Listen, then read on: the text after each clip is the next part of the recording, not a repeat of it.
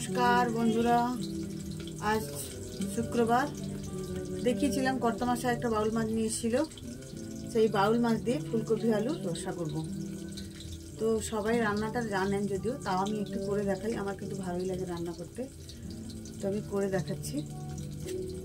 দেখুন, কড়া করে বাউল মাছটাকে ভেজে রেখেছি। এই যে এবার ফুলকপি আলুটাকে ভাজা হয়ে গেছে। এই যে ফুলকপি আলুটা কড়া করে ভেজে নিচ্ছি। এবার আমি কীভাবে রান্না করবো দেখো। পরিমাণ মতো তেল দিলাম, যে যতটা খান ততটাই দেবেন। আমি বেশি ইউজ করলাম বলে যে বেশি ব্যবহার করবেন তাতে কোনো কথা নেই। তেজপাতা দিলাম, পেঁয়াজ দিলাম। পেঁয়াজটাকে মারার জন্য অল্প করে নুন দিয়ে দিলাম। দেখলাম পেঁয়াজটা ভাজা ভাজা হয়ে গেছে, আমি রসুন বাটাটা দিয়ে দিলাম। আমরা ভাড়া বাড়িতে থাকি তো, ছোট জায়গার উপরে সব কিছু আমাকে গুছিয়ে রাখতে হয়, ওই জন্য খুবই সমস্যা হয় ক্যামেরাটা করতে, এবং পাশাপাশি অনেক লোকজন থাকে। তো যাই হোক, পরিমাণ মতো আদা দেবেন, যার যতটা প্রয়োজন।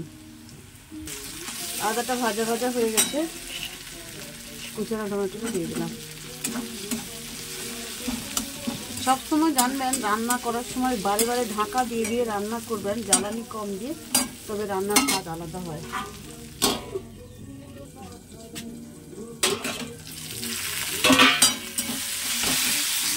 ওগুলো দিলাম পরিমাণ মতো।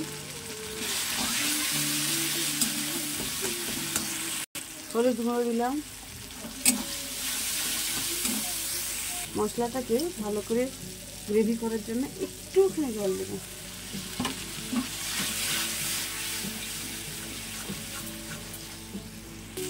মশলাতে তেল ছেড়ে গেছে, তার মানে মশলাটা হয়ে গেছে।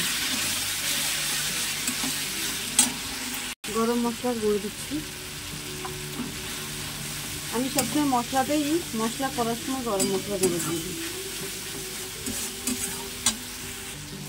এবার ভাজা সবজিগুলো দিয়ে দেবো।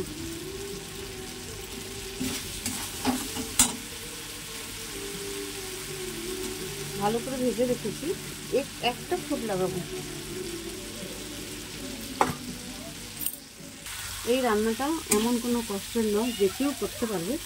কম তেল মশলায় হয়ে যাবে সুন্দর, এবং খুব সুস্বাদু হয়। এবার এই যে দেখুন, জল দিয়ে দিলাম। 10 মিনিট পর ঢাকা খুলছি। কাঁচা লঙ্কা দিয়ে দিলাম, ধনে পাতা জলে চুবিয়ে রেখেছিলাম দিয়ে দিলাম, মাছ দিয়ে দিলাম। একসঙ্গে দিলাম, কারণ ধনে পাতাটাও ফুটে যাবে, মাছটাও ফুটে যাবে। আবার ঢাকা দিয়ে দিলাম।